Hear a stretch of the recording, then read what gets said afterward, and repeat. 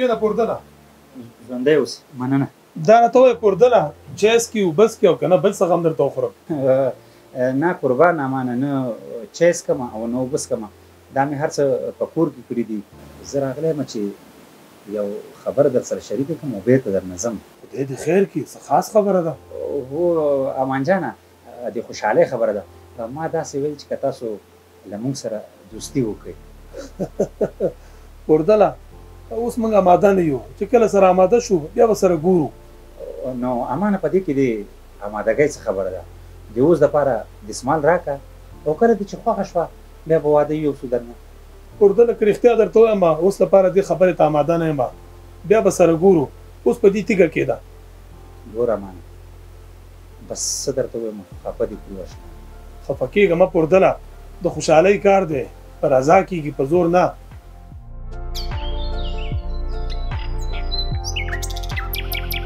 نو څه ویل چې تاسو سره خېخۍ ته زړه نه دی خبره داسې د فرمان کاکا چې داسې څه خو یې ونه ویل خو په نه خونې خانو یې پوه شولم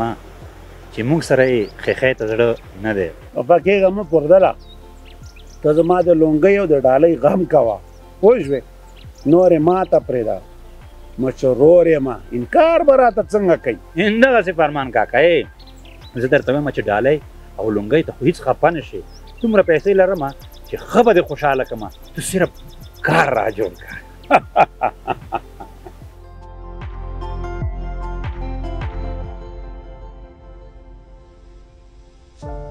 ښه امانه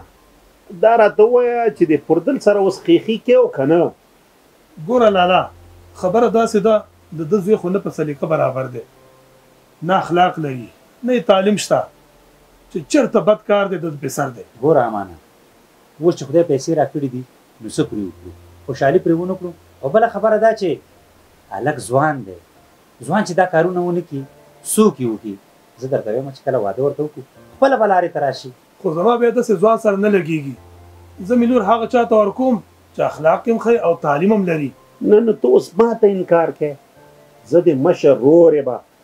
داسې وګڼه چې د یو لور دي سین وې وړله خو زما خبره به ځمکې ته نه غورځئ ولې مې لور په سین باندې لا وکړمه ساتلی نه شمه پاللی نه شمه د مشرولۍ خاطر د خپل دی لالا خو خبره دې سمه ونه کړه دا سترګې دې ډېرې سپینې شوي نه دي اوس ته خپل اولاد د مشر رور سره برابرې ګوره لالا زه تا سره اولاد نه برابروم خو خپله لور سین وړلو ته نشم پرېښودی په ما چې د هر څه کېږي قربانۍ ته تیار یم خو خپل اولاد نه قربانوم پردله زه چې ځو وایي چې سر ژوندی خولۍ ډېرې داسې ځای کې به د زوی ته رشته وکړم چې خلک به ورته ګوته په غاښ ولاړي ګوته په غاښ زه چې زه پردل ځه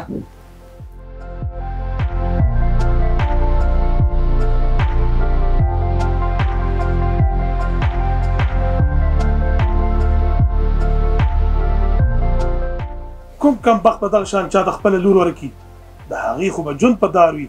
زه به مې لور هغه چا ته ورکوم چې د هغې په خوښه یې تعلیم ولري اخلاق ولري او ژوند یې ښه وي بس پولیس د ټولنې خدمتګار